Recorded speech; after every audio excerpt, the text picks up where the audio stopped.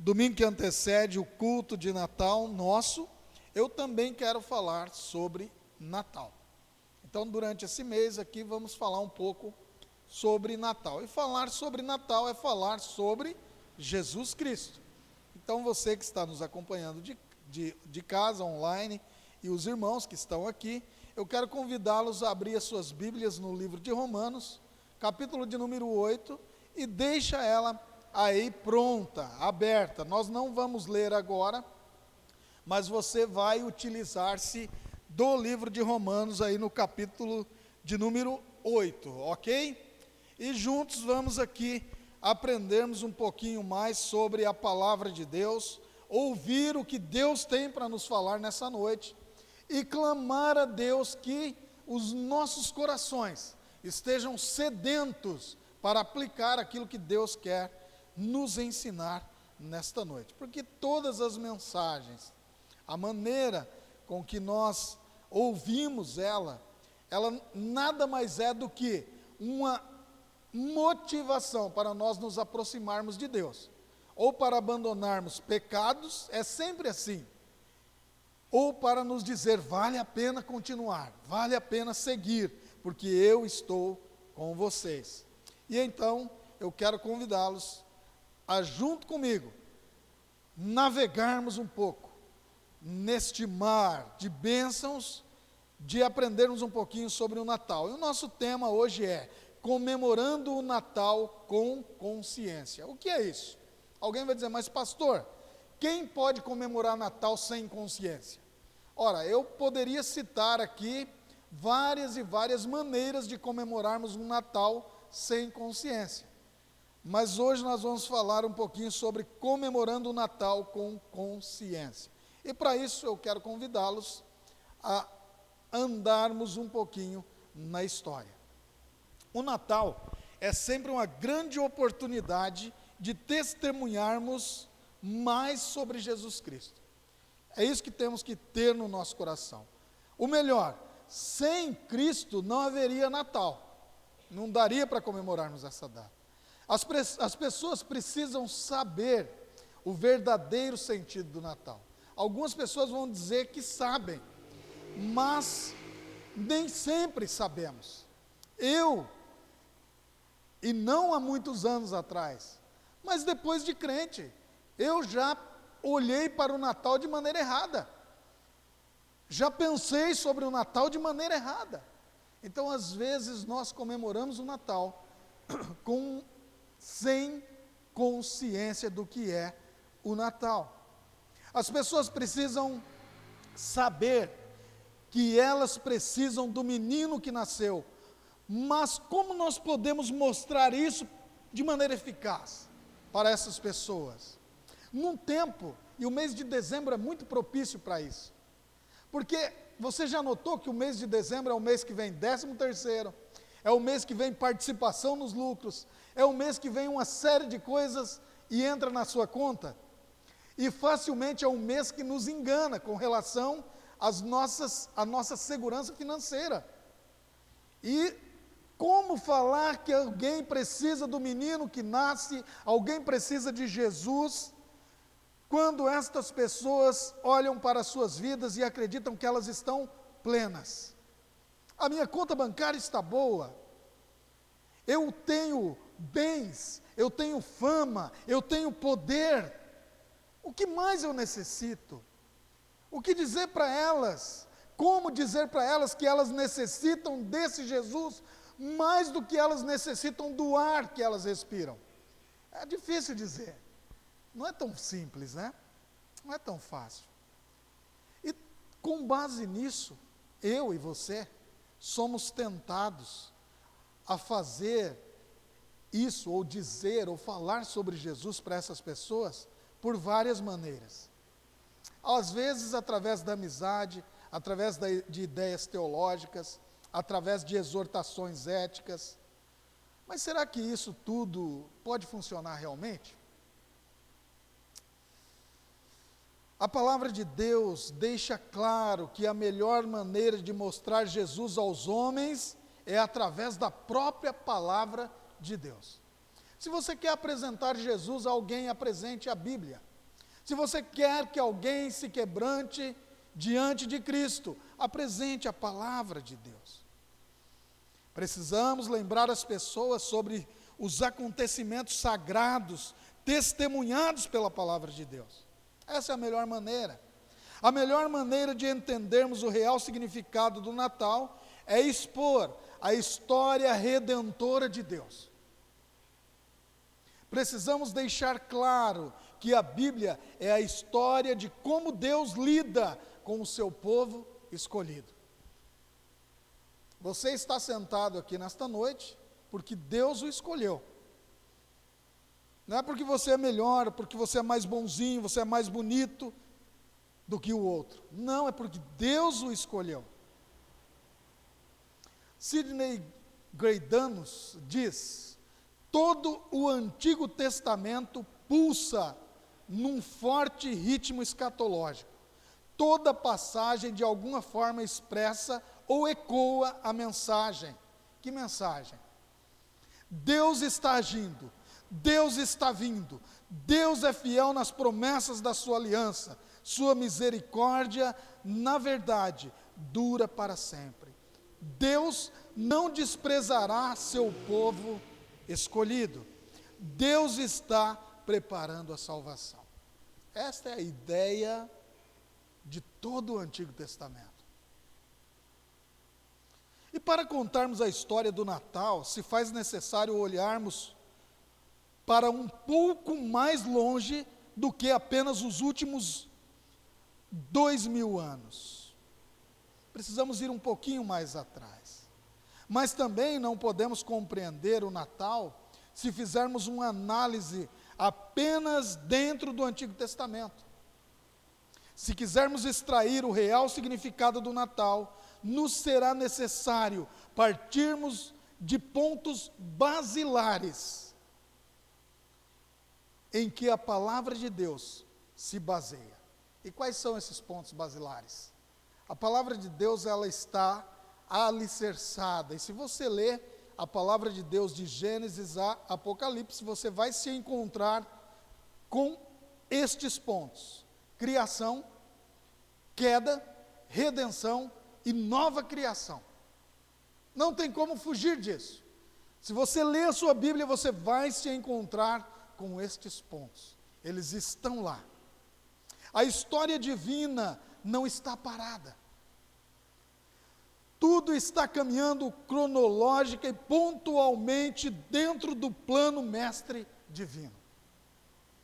Nada pode ocorrer fora do que Deus planejou em sua infinita sabedoria. Com certeza, temos muito mais recursos para entendermos sobre a palavra de Deus hoje do que os profetas e os apóstolos tiveram. Pastor Benê falou disso hoje, na nossa escola bíblica. Nós estamos inseridos dentro da história assim como eles estavam, porém, nós estamos em período diferente do que os profetas e os apóstolos. Nós temos todo o Antigo Testamento lançando luz aos acontecimentos do Novo Testamento. Nós lemos hoje o Antigo Testamento e comparando com o Novo Testamento. E os profetas não tinham ainda. Os apóstolos não tinham ainda. Então nós estamos, sim, em vantagem. Já sabemos claramente como se deu o nascimento de Jesus Cristo.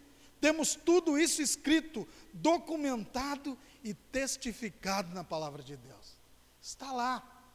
É só você ler. Quando nós lemos, nós encontramos as respostas lá. Não há o que discutir. Estamos sabendo muito mais dos planos de Deus do que os que viveram há 2.500 anos atrás. Isso é fato. Isso é fato. Mas isso não nos torna melhor que ninguém, pois assim como eles, e este é o ponto magnífico do nosso Deus, ainda não temos como fato acontecido a segunda vinda de Cristo. Pois Deus, em sua infinita sabedoria e eternidade, sempre reserva ao finito, que somos nós, cenas do próximo capítulo. Graças a Deus por isso. Então nós temos informações hoje sobre, primeiro ponto, a criação. E é impossível entendermos o Cristo que nasce, o menino que nasce, o Natal, sem olharmos estes pontos. A criação, Gênesis 1 e 2, são os atos de Deus em transformar a terra que estava sem forma e vazia, num reino estruturado. Deus estava estruturando, moldando a terra para o seu povo, para um povo que ele, com mão poderosa, com poder, estabeleceria na terra. É isso que ele faz. De maneira poderosa, Deus traz todas as coisas à existência e em sua mais plena ordem. Tudo divinamente organizado. Neste processo poderoso da criação, Deus traz à vida o homem e o faz à sua imagem e semelhança. Gênesis capítulo 1, versos 26 e 27, e 2, verso 7. Deus deu ao homem o poder de domínio sobre os seres da terra e o mar. Gênesis 1, 28. Mas dentro de tudo isso, a única coisa que Deus faz, depois de entregar tudo ao homem, dizer tudo aí está à sua frente, uma única coisa que você não pode fazer: comer do fruto da árvore do conhecimento do bem e do mal. Gênesis 2, 17. E foi exatamente este o ponto. Depois de tudo criado, tudo pronto, o homem não cumpriu a única ordem pela qual ele precisava cumprir. E então ele cai. E nós temos o segundo ponto do que nós falamos aqui, que são basilares da palavra de Deus, que é a queda. Adão desobedeceu à ordem divina e comeu do fruto que não deveria comer. Esse ato de Adão o afastou de Deus e da santidade e o lançou no pecado e na perdição. Gênesis 3. A questão é que Adão era representante de toda a sua posteridade. Ao cair Adão, caíram com ele todos os seus descendentes, ou seja, todos os homens. É isso que Paulo diz lá em Romanos capítulo 5, os versos 15 ao 19. Todos caíram. Eu e você, os nossos filhos, os meus netos que ainda vão nascer, já hão de nascer caídos, mortos em seus delitos e pecados, por conta desta queda. Adão e Eva são lançados fora do Éden, seus dias se tornaram difíceis, sua descendência mergulhada no pecado, a raça humana longe de Deus.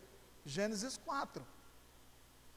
O homem envenenado, porque o pecado é um veneno que produz morte, envenenado pelo pecado, reproduz pecadores, e certo foi que se corrompeu o gênero humano. Gênesis 6. É por isso que nós precisamos caminhar na história, para entendermos e comemorarmos o Natal com consciência. Isso é ter consciência para comemorar o Natal. Mas com a queda do homem, não é que seria um plano B, porque Deus já tinha isto no seu plano mestre antes da fundação do mundo. A redenção. E ele começa então a tratar da redenção humana já no Antigo Testamento. E podemos descrevê-lo nos atos de Deus, depois da queda do homem no pecado, em redimir seu povo, primeiramente Israel, para ser luz entre as nações. Isso está a partir de Gênesis, capítulo 3, e você vai ver isso até Malaquias. De Gênesis a Malaquias, Deus é quem toma toda a iniciativa de reaproximação do homem com Ele. Gênesis 3,15. O proto-evangelho. Deus promove novos recomeços ao homem. Gênesis 7 a 9. Deus promove novo recomeço ao homem com alcance ao mundo todo. Quando ele chama Abraão, 12, Gênesis 12, de 1 a 3. Em ti serão benditas todas as famílias da terra. Esta bênção estendida à minha família, à sua família, a todos nós gentios. perdidos, desgarrados, longe de Deus. Deus promove recomeço ao homem, formando uma nação para ser luz às outras nações da terra. Gênesis 32, 28, quando ele muda o nome de Jacó para Israel. Precisamos entender e caminhar para comemorarmos o Natal com consciência. Deus promove recomeço ao homem ao trazer o seu povo do Egito, o Êxodo. Deus promove recomeço ao homem quando determina a sua lei como guia e raio-x para a detecção do pecado no Sinai. Tudo isso pode ser visto e lido como Deus dando redenção ao seu povo, já no Antigo Testamento. E o Antigo Testamento, ele abre portas para a sequência da história de redenção no Novo Testamento. E que pode ser visto nos atos de Deus em Jesus, para redimir todas as nações e restaurar a sua criação caída em seu reino. E onde nós encontramos isso, pastor? De Mateus capítulo 1 a Apocalipse capítulo de número 20. Obras da redenção no Novo Testamento. Por que Jesus nasceu então entre nós, depois de discorrermos sobre tudo isso? Se Deus é e sempre foi o dono da história, por que a necessidade de trazer entre os homens Jesus? Por que fazê-lo sofrer tanto por pessoas que nem sequer pensavam nele? E eu quero listar aqui alguns motivos. Em primeiro lugar, para que a promessa feita em Gênesis 3,15, porém inimizade entre ti e a mulher, entre a tua descendência e o seu descendente, este te ferirá a cabeça e tu lhe ferirás o calcanhar, se cumprisse. Este texto é descrito teologicamente como proto-evangelho. E é interessante, porque quando nasce filho de Adão e Eva, o primeiro filho, Eva vai pensar que ele é quem vai redimir, que ele é a promessa de Gênesis 3,15. A promessa que Deus faz era ele que iria esmagar a cabeça da serpente, culpada de lançá-los longe. Ainda não era a semente certa. Mas ela cria na promessa feita por Deus. Ela esperava que a promessa se cumprisse. E é desta forma que a salvação chega. Crendo na promessa. Crendo no Cristo que viria. É interessante isso. Em segundo lugar, porque a história divina para a raça humana já estava escrita desde antes da fundação do mundo. Não foi um plano B. Deus criou o mundo, todos os animais, e aí criou o homem, colocou ele lá, e aí ficou tranquilo, descansou, e aí o homem pecou, e então Deus se viu em apuro, e agora o que eu faço? Não foi isso que aconteceu. Tudo estava milimetricamente, cronologicamente calculado. Em terceiro lugar, porque Deus propôs estender a salvação a todas as nações. Todas as nações. Não a todos os homens. Entendam isso aqui. Porque nem todos os homens serão salvos. Mas de todas as nações haverão salvos. Esta é a ideia. Deus propôs estender a salvação a todas as nações. E agora eu quero que você abra sua Bíblia aí em Romanos, que eu tinha dito no capítulo de número 8 e no verso de número 3. E aqui começa de fato a nossa mensagem sobre a consciência do que é o Natal.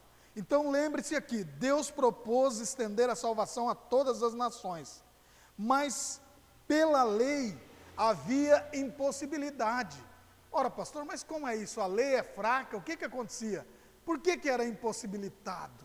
Agora nós vamos aí em Romanos. Olha o que Paulo diz. Porquanto o que fora impossível à lei, no que estava enferma pela carne, isso fez Deus, enviando o seu próprio Filho em semelhança de carne pecaminosa, e no tocante ao pecado, e com efeito condenou Deus na carne o pecado. É aqui que vai nos dar a consciência necessária para comemorarmos o Natal. A salvação, para chegar a mim e a você, não daria pela lei. Nós não estávamos inclusos. Não teríamos salvação. E qual era a impossibilidade? A lei não podia justificar e nem nos santificar. Você tem que gravar isso no seu coração. A lei, ela podia condenar o pecador, mas não podia anular o domínio do pecado sobre o pecador. Não que a lei era fraca, nós é que éramos fracos, sem força. A lei exigia de nós perfeição, mas a lei não nos dava poder para fazer o que era certo e nem evitar o que era errado. É nisso que estava a impossibilidade da lei. E com isso, jamais poderíamos atender às demandas da lei. Bem disse Pedro em seu discurso de Atos, capítulo 15, o chamado Concílio de Jerusalém, teologicamente, dos versos 7 ao 11. Olha o que Pedro disse. Havendo grande debate, Pedro tomou a palavra e lhes disse: irmãos, vós sabeis que, desde há muito, Deus me escolheu dentre vós para que, por meu intermédio, ouvissem os gentios a palavra do Evangelho e crescem. Ora, Deus que conhece os corações, lhes deu testemunho, concedendo o Espírito Santo a eles, como também a nós nos concedera. E não estabeleceu distinção alguma entre nós e eles, purificando-lhes pela fé o coração. Agora, pois, por que tentais a Deus, pondo sobre a cerviz dos discípulos um jugo que nem nossos pais puderam suportar, e nem nós? Mas cremos que fomos salvos pela graça do Senhor Jesus, como também aqueles foram. A lei não era doente ou fraca, a lei é santa. Ela foi dada pelo próprio Deus lá no Sinai. E você pode voltar e ler o livro de Êxodo, e você vai se encontrar com Deus dando a lei ao seu povo. A questão é que o homem caído, corrompido, em seu estado de depravação total, adoecia a lei ao entrar em contato com ela, por sua incapacidade em cumpri-la. Não tinha como cumprir. E nisso consiste a frase de Paulo ao dizer que a lei estava enferma pela carne, ou seja, pelo pecado. É isso que Paulo está dizendo aqui. A lei estava enferma pelo pecado. E é por isso que a lei, havia impossibilidade na lei. Você não poderia ser salvo. Eu não poderia ser salvo. Ela impossibilitava-nos de chegarmos a Cristo, chegarmos a Deus, à salvação. Mas o nosso Deus, e aí no verso ainda, continua aí no verso de número 3, eu descrevi aqui como uma intervenção necessária. E isso fez Deus enviando o seu próprio Filho. Olha o que está escrito aí. Verso de número 3. Isso fez Deus enviando o seu próprio Filho.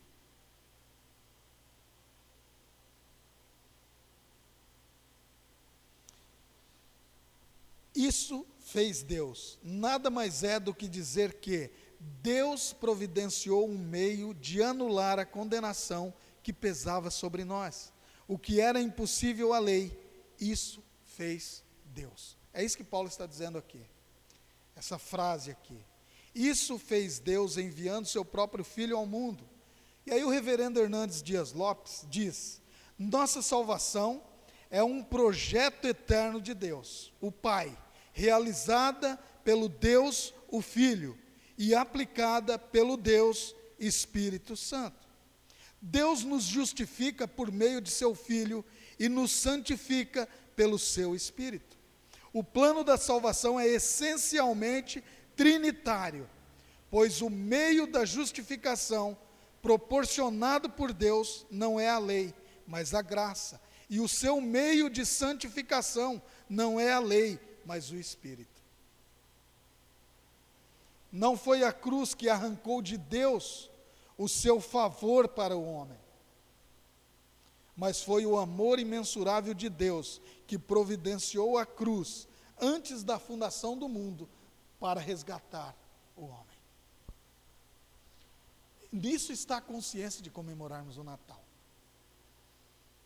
Se nós não tivermos esta consciência, estaremos comemorando o Natal de maneira errada.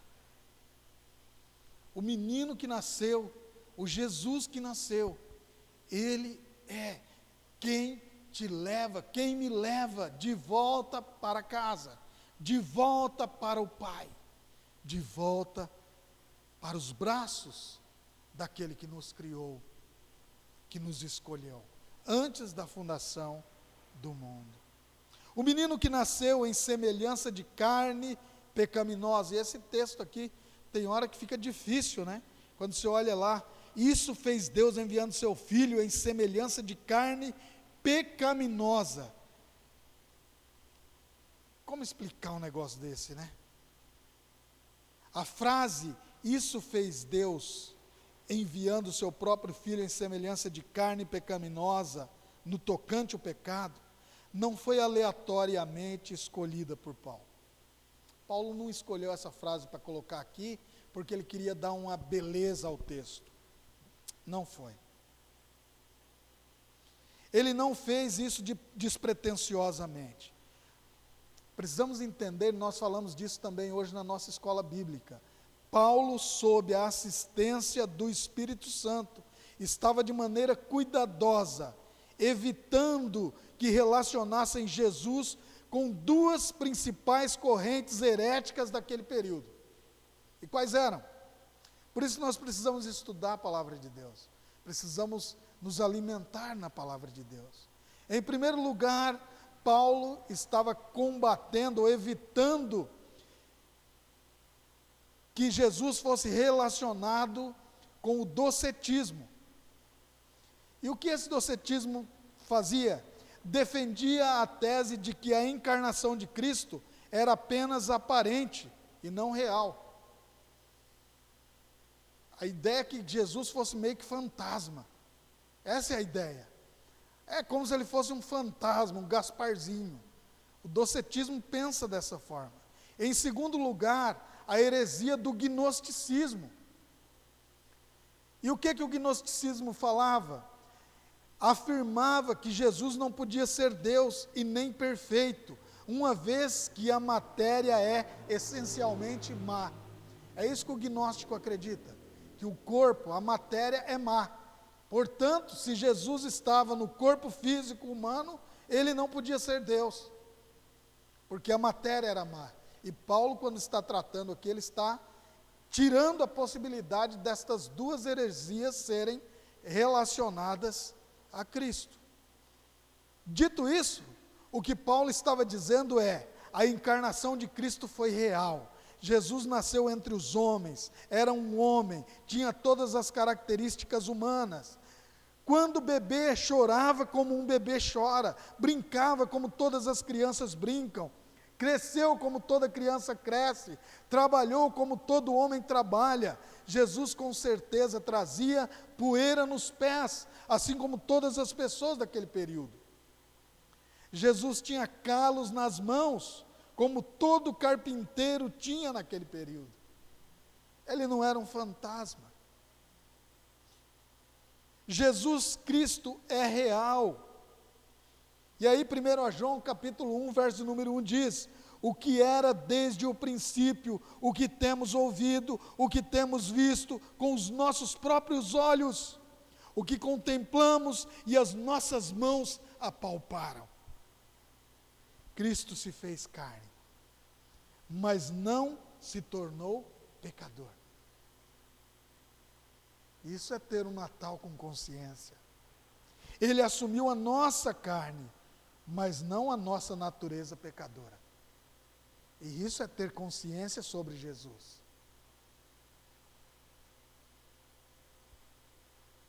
Por que o menino nasceu?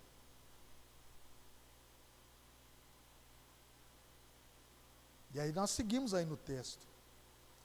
Por que Jesus nasceu? Para que Jesus nasceu? O texto diz: e com efeito condenou Deus na carne o pecado. É a sequência desse texto, olha. Finalzinho do verso 3. E com efeito condenou Deus na carne o pecado. E agora aqui sim você vai ter um pouco mais de consciência para comemorar o Natal. Você vai ter um pouco mais de consciência de quando a sua mesa estiver farta, posta, com pessoas à sua volta, em volta da mesa e à sua volta. E aí eu vou parafrasear aqui o que o pastor Augusto dizia, lógico que simbolicamente, não precisa fazer isso, mas tenha um lugar reservado para o aniversariante. Embora nós sabemos que Jesus não nasceu no dia 25 de dezembro, não mesmo. Se formos aí pelos historiadores e buscar informações, Jesus talvez tenha nascido entre abril e novembro, gente. Então não é 25 de dezembro, mas é a data que foi estipulada para que comemorássemos. E nem por isso vamos deixar de comemorá-la, porque nós não podemos deixar de comemorar, de maneira nenhuma. Porque condenou Deus na carne o pecado. O verbo grego refere-se tanto ao pronunciamento da decisão, quanto à execução da sentença. E eu vou explicar isso agora a vocês. Jesus veio ao mundo porque o pecado tinha que ser punido. A queda de Adão, lá no Éden, não poderia passar em branco. O seu pecado, o meu pecado, o seu pecado que está nos acompanhando online, tinha que ser punido, exemplarmente punido, satisfatoriamente punido. Isso quer dizer que nossos pecados foram punidos na carne de quem? De Jesus. Somente Jesus poderia pagar um preço tão alto. Por isso Jesus veio em semelhança de carne pecaminosa. Por isso que ele veio em nossa semelhança. Jesus não era diferente de mim e de você. As dores que você sente, Jesus sentia. Os medos que você sente, Jesus sentia. As agonias que você sente, Jesus sentia. A sede que você sente, Jesus sentia. O sono que você sente, Jesus sentia. O seu bebezinho lindo, quando chora, querendo comer, é o mesmo choro que Jesus tinha ao querer se amamentar em Maria. Semelhança de carne pecaminosa. E aí Deus lançou nossos pecados sobre Cristo em momento oportuno, lá na cruz. Todos nós andávamos desgarrados como ovelhas, cada um se desviava pelo caminho, mas o Senhor fez cair sobre ele a iniquidade de nós todos. Isaías capítulo 53, o verso de número 6.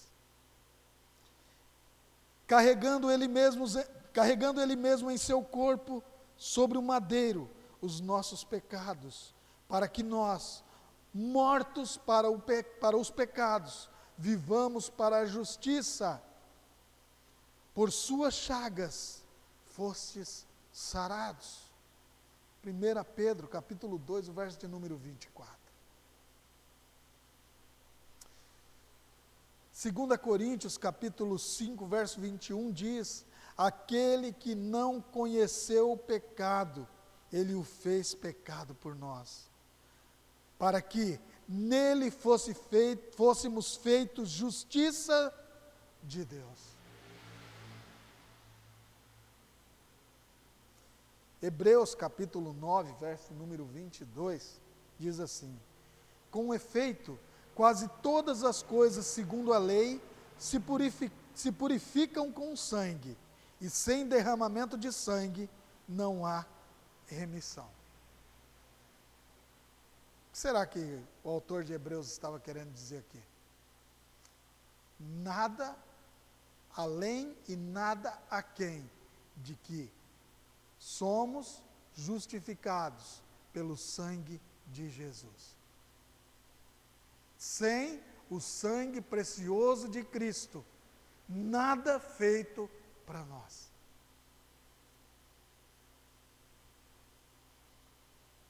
E é por isso que todas as vezes que nós ouvíamos, e aí no Novo Testamento, nos Evangelhos, Jesus se dirigindo para o monte para orar, Jesus se afastando para orar.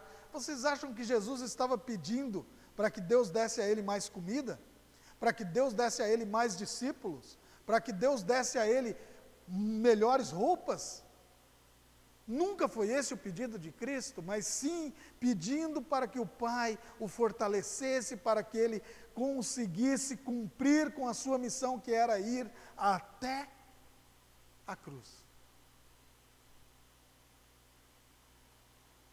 E agora eu acho que nós estamos sim prontos para responder. Por que celebramos então o Natal?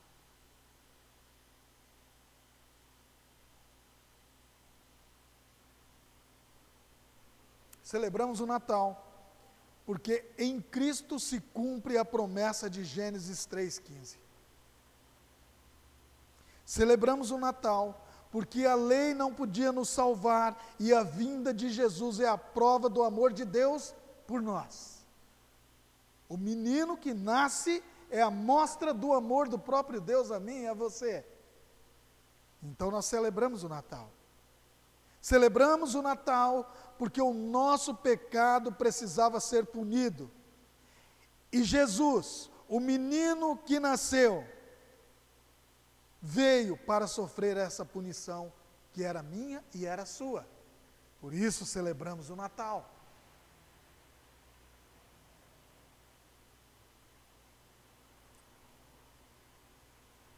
Por que celebramos o Natal? Celebramos o Natal porque, e aí vem um texto antes de Romanos 8, trabalhamos no versículo de número 3, né? Então volta agora para o verso 1 e 2 e leia comigo esse texto aí. Celebramos o Natal porque agora, pois, já nenhuma condenação há para os que estão em Cristo, porque a lei do Espírito da vida em Cristo Jesus te livrou da lei do pecado, da morte. Por isso celebramos o Natal. Assim que nós celebramos o Natal. Por que celebramos o Natal? Celebramos o Natal porque a história da redenção continua seguindo rigorosamente o plano mestre da instauração do novo céu e nova terra, onde haverá paz eternamente. Pastor, onde eu encontro essa informação? Apocalipse capítulo 21 e 22. Celebramos o Natal porque o Cordeiro, representado no menino que nasce, e o menino que nasce representando o Cordeiro que seria sacrificado, é o mesmo de Apocalipse 21, verso de número 23, que diz que nos guiará a uma cidade eterna, um novo lugar, uma nova cidade, onde Aquela cidade não precisará nem de sol, nem de lua, para lhe darem claridade, pois a glória de Deus a iluminou, e o Cordeiro é a sua lâmpada. E é por isso que nós comemoramos o Natal. É assim que nós comemoramos o Natal, com consciência. Não é porque eu tenho uma roupa bonita, e não é porque eu vou me reunir com a família, e não é porque eu vou me reunir com amigos, e não é porque nós vamos trocar presentes, e não é por uma série de coisas que nós fazemos. Mas é porque Deus mostra controle rigoroso e absoluto na história da redenção. E está caminhando. E você e eu podemos comemorar o Natal com alegria. Com alegria. Com alegria. Porque a história está seguindo. Cada dia, cada manhã, eu e você estamos mais perto da cidade que não precisará nem de sol, nem de lua. Porque Deus a iluminou. E o Cordeiro, o menino que nasceu, e que por nós se entregou, que a salvação a nós deu, iluminará por completo aquela cidade. Talvez isso explica quando João olhou e viu que ele brilhava com a força do sol. E eu e você estaremos lá, e nós viveremos lá, e nós estaremos num lugar onde não haverá mais choro, onde não haverá mais doença, onde não haverá mais tristeza, onde não haverá mais medo, onde não haverá mais depressão, onde não haverá qualquer tipo de roubo, de assassinato, de estupro, de abuso, de corrupção, ou de qualquer outra coisa possível, porque lá, naquela cidade, só entrarão os remidos, os lavados, os salvos, justificados no sangue do menino que nasceu e que, como cordeiro, se entregou por mim e por você. A doce esperança que há para nós. E aí talvez você tenha sido tentado nesses últimos tempos a trocar toda esta glória, toda esta paz, toda esta bênção por algumas coisas que no final de tudo não acompanhará você para esta cidade. Os nossos bens não nos acompanharão. O nosso título na empresa que trabalhamos não nos acompanharão. O nosso carro não nos acompanhará. Os nossos anéis de ouro, os brincos de ouros, o seu corpinho chique da academia, não acompanhará. Porque nesta cidade, o corpo é outro. Tudo é outro. E aí eu imagino então, que nós podemos comemorar o Natal de maneira consciente. Que tal? Dá para comemorar o Natal de maneira consciente? Espero que a palavra de Deus tenha falado ao seu coração. E que você tenha entendido a história. Por que que Jesus veio? Por que que nós comemoramos o Natal? É por conta destas coisas que expomos a você nessa noite. Oremos. Senhor, Tu és poderoso para nos salvar. O Senhor é poderoso porque o Senhor entregou a sua própria vida e teve condições de reavê-la. Porque o Senhor é Deus. E por Tua graça, por Tua misericórdia, nós estamos aqui nesta noite. Louvamos, ó Deus, o Teu nome por isso.